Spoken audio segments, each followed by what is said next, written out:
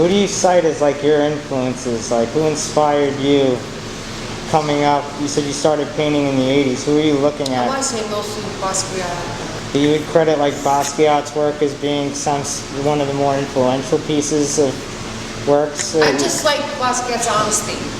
When I first saw his show, I saw a solo show. I walked in and I just remember I just started crying my eyes out because I said, this is so pure. Like, it's like a child came in here, a 10-year-old, and just with no regard. Yeah, just started painting on all these canvases, and it just taught me such a huge lesson. And Tony Schiavone, who gave him his first show, discovered him. He was there, I was crying, and he came over. I had no idea who he was. They were all his paintings, he owned them. And he said, "You all right?" I said, this has never happened to me in my life. I've heard people just crying, they're driving, and I'm like, yeah, okay, you just start crying. I walked in and I just was so overwhelmed by the purity and the childlike qualities and his willingness to expose his truth and not care. I don't know if anybody here knows Richie Scene. He was Scene. Yeah. He's my age, but he dated my daughter. They were dating for quite some time. And he told me back in the day when they were writing on the streets that he remembers, you know, when Basquiat couldn't get arrested, and he used to come with the chalk in his pocket, just big sticks of chalk. And they would be having their shows now on campus, from the trains to the canvas. He said he used to come in front of the galleries and just be outside and just start writing on the street. And he'd come out, you know, and he was doing all this. Yeah. And it was just like so organic and real. It was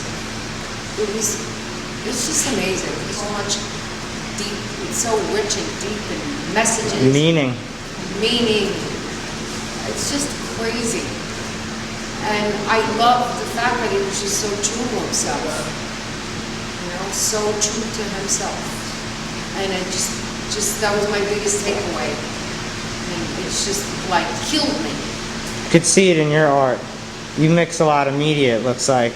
You use like mean streaks and stuff, and paint, a spray paint, you know, and that was like a lot of his thing. He mixed medias like crazy, you know? Yeah. Do you think that's why you do what you do? And you're not just like stuck on one medium? No, I'm not. I think that it's more, like I said, it's just more of a very organic thing for me. It's just more of a very primal for me. If I don't feel it, I don't do it. If I'm in the middle of doing it and I just go, I don't know where I'm going, I have a block, I'm not feeling it, I'm not finding it, I'll just stop.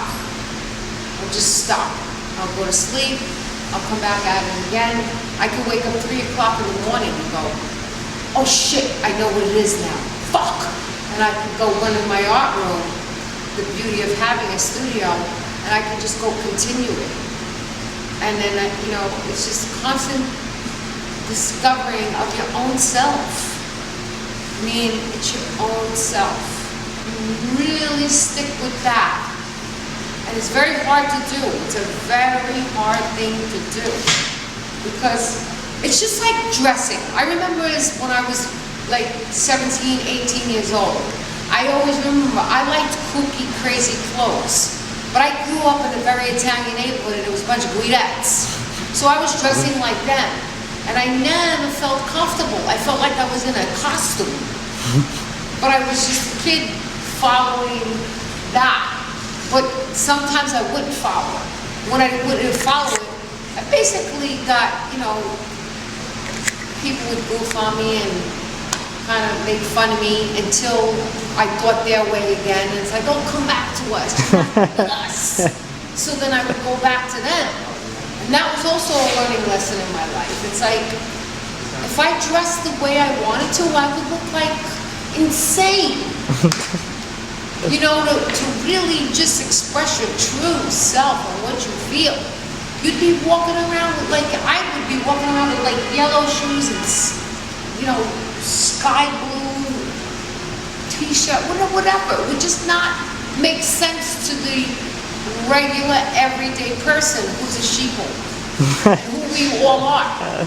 We can't help it. It's not wrong, it's not bad, but we're so programmed, and we're so programmed with art, and like, to say, well, let's do, you know, right now, all right, it's Black Lives Matter. Let's do it about, you know, black person, because that's what's selling right now.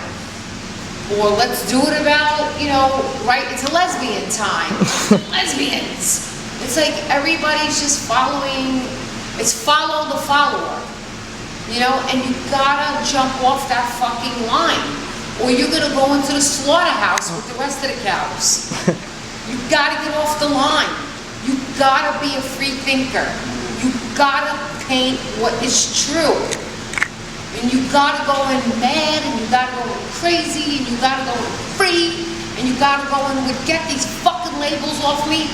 I'm not my mother, I'm not my father, I'm not my best friend, I'm not my fucking neighborhood, I'm not anything, I'm fucking me. And I want to find me, and I gotta find me, and it's a constant search for me, and I gotta dig for me, and can't hide the canvas again, because that's still fucking not me. And until I fucking find me, I won't stop, until I'm fucking bleeding. I gotta find me, I gotta find something before I'm fucking dead, of me, something of me, and not be what everybody created us to be. And the best way to express it is in art. And John Coltrane and fucking Miles Davis and all these fucking jazz musicians, they were so true to themselves, and they were so crazy, mad, talented, and original that it's just crazy, you know? It's like they were the mad people that were brilliant, and they stuck to themselves, and those are all the people don't realize, all the people we're chasing and admiring are all the fucking originals.